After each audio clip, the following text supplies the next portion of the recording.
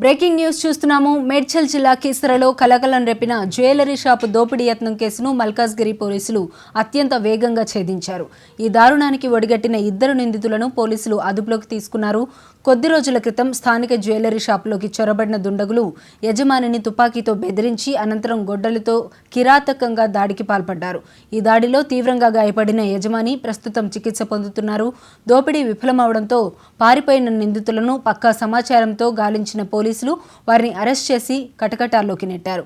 నిందితుల నుంచి మారణాయుధాలను స్వాధీనం చేసుకున్నట్లు తెలుస్తోంది.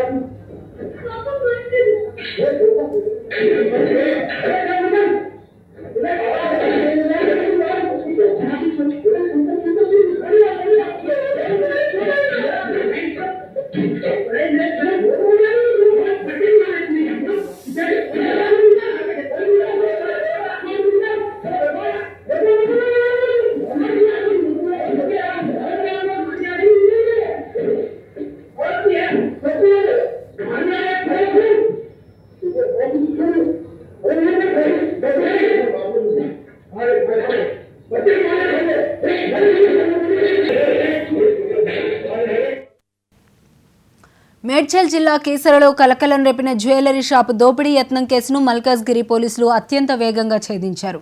ఈ దారుణానికి ఒడిగట్టిన 2 నిందితులను పోలీసులు అదుపులోకి తీసుకున్నారు.